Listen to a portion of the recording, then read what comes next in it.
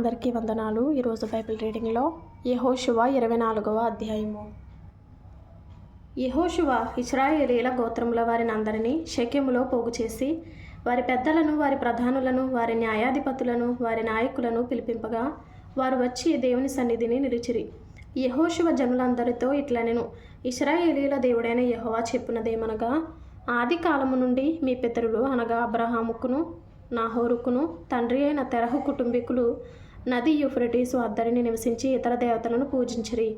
అయితే నేను నది అద్దరి నుండి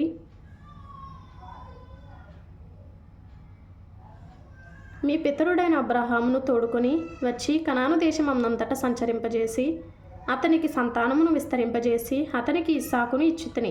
ఇస్సాకునకు నేను యాకోబు ఏశావులను ఇచ్చితిని. షెయీరు మన్యములను స్వాధీనపరుచుకున్నట్లు వాటిని ఏశావుకి ఇచ్చితిని. యాకోబును అతని కుమారులను ఐగుప్తులోనికి దిగిపోయిరి.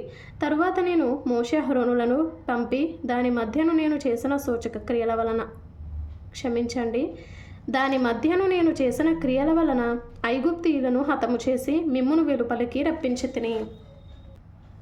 నేను ఐగుప్తులో నుండి మీ తండ్రులను రప్పించినప్పుడు మీరు సముద్రమున వద్దకు రాగా ఐగుప్తీయులు రథములతోనూ రౌతులతోనూ మీ తండ్రులను ఎర్ర సముద్రము వరకు తరిమిరి. వారు యెహోవాకు మొరపెట్టినప్పుడు ఆయన మీకును ఐగుప్తీయులకును మధ్య చీకటి కల్పించి సముద్రమును వారి మీదకి రప్పించి వారిని ముంచివేశను. ఐగుప్తు దేశములో నేను చేసిన దానిని మీరు కనులారా చూచితిరి. అటు తర్వాత మీరు బహుదినములు అరణ్యములో నివసించితిరి. యొర్దాను అద్దరిని నివసించిన అమోరీయుల దేశమునకు నేను మిమ్మును రప్పించినప్పుడు వారు మీతో యుద్ధము చేయగా నేను మీ చేతికి వారిని అప్పగించితిని. మీరు వారి దేశమును స్వాధీనపరచుకొంటిరి. వారు మీ ఎదుట నిలవకుండా వారిని నశింపజేసితిని. తరువాత మోయాబు రాజును సిప్పోరు కుమారుడునైన బాలాకు లేచి ఇశ్రాయేలీలతో యుద్ధము చేసి మిమ్ము శపించుటకు బెయేరు కుమారుడైన బిలామును పిలువనంపగా నేను బిలాము మనవి విననొల్లనైతిని గనుక అతడు మిమ్మును దీవించుచునే వచ్చాను. అతడి చేతి నుండి నేనే మిమ్మును విడిపించితిని. మీరు యొర్దాను దాటి ఎరికో దగ్గరకు వచ్చినప్పుడు ఎరికోకు యాజమానులకు అమోరీయులు, పెరిజీయులు, కనానీయులు, హిత్తీయులు, గిర్గాషీయులు, హివ్వీయులు, యెబూసీయులను వారు మీతో యుద్ధము చేయగా నేను వారిని మీ చేతికి అప్పగించితిని. మరియు నేను మీకు ముందుగా కందిరీగలను పంపితిని. నీ ఖడ్గము కాదు, నీ విల్లు కాదు గాని అవే అమోరీయుల రాజులనిద్దరిని తోలివేశాను. మీరు సేద్యము చేయని దేశమును, మీరు కట్టని పట్టణములను మీకు ఇచ్చియున్నాను. మీరు వాటిలో నివసించుచున్నారు. మీరు నాటని ద్రాక్ష తోటల పండ్లను, ఒలీవ తోటల పండ్లను తినుచున్నారు. కాబట్టి మీరు యెహోవా యందు భయభక్తులు గలవారై ఆయనను నిష్కపటముగాను సత్యముగాను సేవించుచు మీ పితరులు నది అద్దరిని ఐగుప్తులోను సేవించిన దేవతలను తొలగద్రోసి యెహోవానే సేవించుడి. యెహోవాను సేవించుట మీ దృష్టికి కీడని తోచిన ఎడల మీరు ఎవరిని సేవించెదరో, నది అద్దరిని మీ పితరులు సేవించిన దేవతలను సేవించెదరో, అమోరీయుల దేశమున మీరు నివసించుచున్నారే వారి దేవతలను సేవించెదరో నేడు మీరు కోరుకొనుడి. మీరెవరిని సేవింప కోరుకునినను నేనును నా ఇంటి వారును యెహోవాను సేవించదము అనెను. అందుకు ప్రజలు యెహోవాను విసర్జించి ఇతర దేవతలను సేవించిన ఎడల మేము శాపగ్రస్తుల మగుదుము గాక. ఐగుప్తు దేశమును దాసుల గృహములో నుండి మనలను మన తండ్రులను రప్పించి మన కన్నుల ఎదుట ఆ గొప్ప సూచక క్రియలను చేసి మనము నడిచిన మార్గములన్నిటిలోనూ మనము వెళ్ళిన ప్రజలందరి మధ్యను మనలను కాపాడిన యెహోవాయే మన దేవుడు. యెహోవా ఆ దేశములో నివసించిన అమోరీయులు మొదలైన ప్రజలందరూ మన ఎదుట నిలవకుండా వారిని తోలివేసినవాడు యెహోవానే సేవించదము, ఆయనయే మా దేవుడని ప్రత్యుత్తరమిచ్చిరి. అందుకు యెహోషువ, యెహోవా పరిశుద్ధ దేవుడు, రోషము గల దేవుడు. ఆయన మీ అపరాధములను మీ పాపములను పరిహరింపనివాడు. మీరాయనను సేవింపలేరు. మీరు యెహోవాను విసర్జించి అన్య దేవతలను సేవించిన ఎడల ఆయన మీకు మేలు చేయువాడైనను మనసు త్రిప్పుకొని మీకు కీడు చేసి మిమ్మును క్షీణింపజేయుననగా జనులు అట్లు కాదు, మేము యెహోవానే సేవించదమని యెహోషువతో చెప్పిరి. అప్పుడు యెహోషువ, మీరు యెహోవానే సేవించదమని ఆయనను కోరుకున్నందుకు మిమ్మును గూర్చి మీరే సాక్షులై ఉన్నారనగా వారు మేము సాక్షులమే అనిరి. అందుకతడు, అలాగైతే మీ మధ్యనున్న అన్యదేవతలను తొలగద్రోసి ఇశ్రాయేలీయుల దేవుడైన యెహోవా తట్టు మీ హృదయమును త్రిప్పుకొనుడని చెప్పెను. అందుకు జనులు మన దేవుడైన యెహోవానే సేవించదము, ఆయన మాటయే విందుమని యెహోషువతో చెప్పిరి. అట్లు యెహోషువ ఆ దినమున ప్రజలతో నిబంధన చేసి వారికి షెకెములో కట్టడను విధిని నియమించి దేవుని ధర్మశాస్త్ర గ్రంథములో ఆ వాక్యములను వ్రాయించి పెద్ద రాతిని తెప్పించి యెహోవా పరిశుద్ధ స్థలములోనున్న సింధూర వృక్షము క్రింద దాన్ని నిలువబెట్టి జనులందరితో ఇట్లనెను, ఆలోచించుడి, యెహోవా మనతో చెప్పిన మాటలన్నీ ఈ రాతికి వినబడెను గనుక అది మన మీద సాక్షిగా ఉండును. మీరు మీ దేవుని విసర్జించిన ఎడల అది మీ మీద సాక్షిగా ఉండును.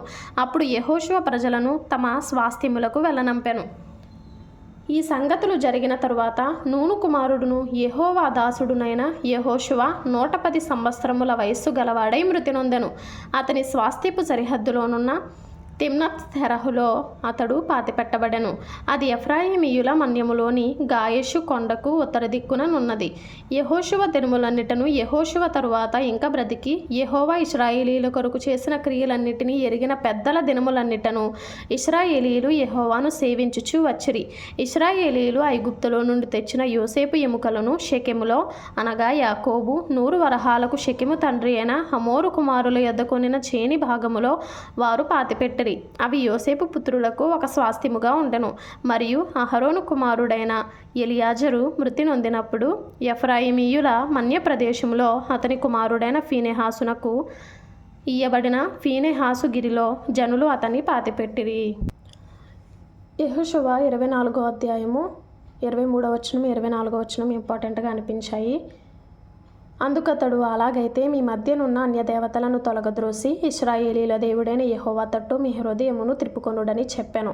అందుకు జనులు, మన దేవుడైన యెహోవానే సేవించదము, ఆయన మాటయే విందుమని యెహోషువతో చెప్పిరి. తరువాత న్యాయాధిపతులు 1వ అధ్యాయం కూడా చదువుకుందాం. యెహోషువ మృతి నొందిన తరువాత ఇశ్రాయేలీయులు కనానీయులతో యుద్ధము చేయుటకు తమలోనెవరు ముందుగా వారి మీదకి పోవలసినది యెహోవా తెలియజేయనట్లు ప్రార్థన చేయగా, యెహోవా ఆ దేశమును యూదా వంశస్థులకిచ్చియున్నాను, వారు పోవలెనని సెలవిచ్చెను. అప్పుడు యూదా వంశస్థులు తమ సహోదరులైన షిమ్యోనీయులతో, మనము కనానీయులతో యుద్ధము చేయుటకు మా వంతులోనికి మాతో కూడా రండి, మేమును మీతో కూడా మీ వంతులోనికి వచ్చేదమని చెప్పగా షిమ్యోనీయులు వారితో కూడా పోయిరి. కనానీయుల మీదకి యూదా వంశస్థులు పోయినప్పుడు యెహోవా కనానీయులను పెరిజీయులను వారికి అప్పగించెను గనుక వారు బెజెకులో 10,000 మంది మనుషులను హతము చేసిరి. వారు బెజెకులో అదోని బెజెకును చూచి వానితో యుద్ధము చేసి కనానీయులను పెరిజీయులను హతము చేసిరి. అదోని బెజెకు పారిపోగా వారు అతని తరిమి పట్టుకొని అతని కాలు చేతుల బొటన వ్రేళ్లను కోసివేసిరి. అప్పుడు అదోని బెజెకు, తమ కాలు చేతుల బొటన వ్రేళ్లు కోయబడిన 70 మంది రాజులు నా భోజనపు బల్ల క్రింద మొక్కలు ఏరుకొనుచుండిరి. నేను చేసినట్లే దేవుడు నాకు ప్రతిఫలం ఇచ్చిననెను. వారు యెరూషలేమునకు అతని తోడుకొని రాగా అతడు అక్కడ చనిపోయెను. యూదా వంశస్థులు యెరూషలేము మీదకి యుద్ధము చేసి దానిని పట్టుకొని కొల్లబెట్టి ఆ పట్టణమును కాల్చివేసిరి. తరువాత యూదా వంశస్థులు మన్యముల యందును దక్షిణ దేశమందును లోయ యందును నివసించిన కనానీయులతో యుద్ధము చేయుటకు పోయిరి. మరియు యూదా వంశస్థులు హెబ్రోనులో నివసించిన కనానీయుల మీదకి పోయి షేషయిని, అహీమానును, తల్మయిని హతము చేసిరి. ఆ హెబ్రోను పేరు కిర్యతర్బా. అక్కడ నుండి వారు దెబీరు నివాసుల మీదకి పోయిరి. పూర్వము దెబీరు పేరు కిర్యత్సేఫెరు. కాలేబు కిర్యత్సేఫెరును పట్టుకొని కొల్లబెట్టు వానికి నా కుమార్తె అయిన అక్సాను ఇచ్చి పెళ్లి చేసేదనని చెప్పగా, కాలేబు తమ్ముడైన కనజు కుమారుడగు ఒత్నీయేలు దాన్ని పట్టుకొనెను గనుక కాలేబు తన కుమార్తె అయిన అక్సాను అతనికిచ్చి పెళ్లి చేశాను. ఆమె తన పెనిమిటి ఇంట ప్రవేశించినప్పుడు తన తండ్రిని ఒక పొలము అడుగుటకు అతనిని ప్రేరేపించెను. ఆమె గాడిదను దిగగా కాలేబు, నీకేమి కావాలనని అడిగెను. అందుకామె, దీవెన దయచేయము, నాకు దక్షిణ భూమి ఇచ్చియున్నాను,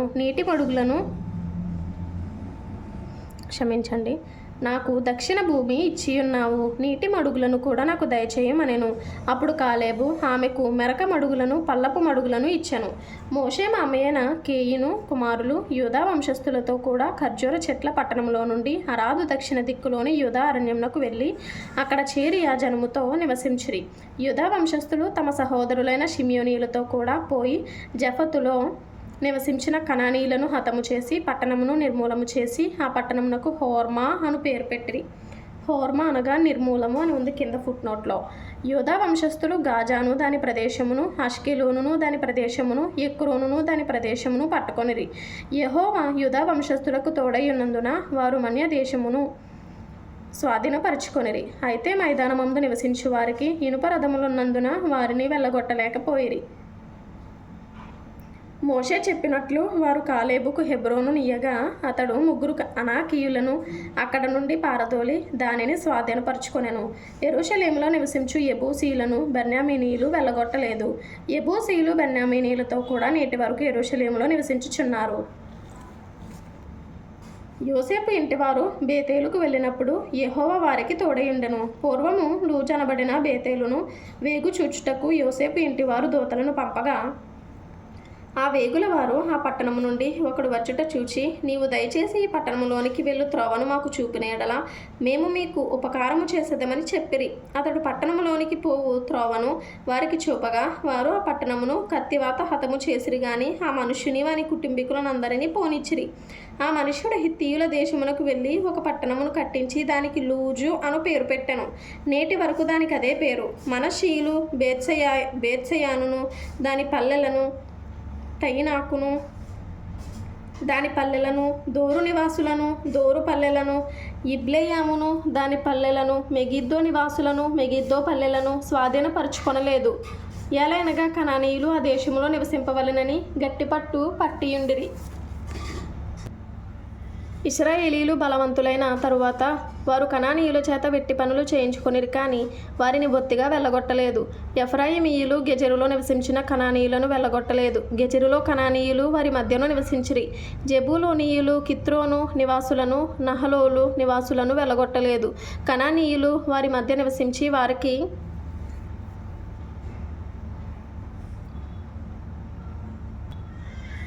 వారికి వెట్టి పనులు చేయువారైరి.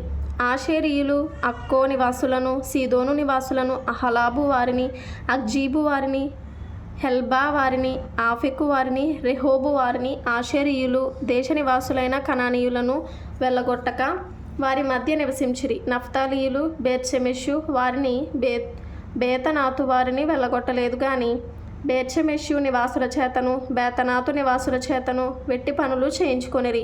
అమోరీయులు దానీయులను పల్లపు దేశమునకు దిగనీయక మన్యమునకు వారిని వెళ్ళగొట్టిరి.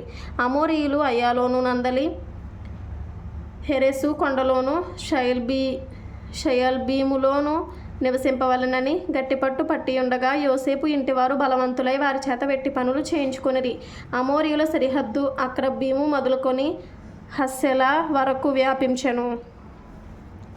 1 సంవత్సరంలోపు బైబిల్ పూర్తి చేయాలి అనే ఆలోచన కలిగిన వారు లైక్ చేయండి, షేర్ చేయండి, సబ్స్క్రైబ్ చేసుకోండి. ప్రభు మీకు తోడైండును గాక. ఆమెన్.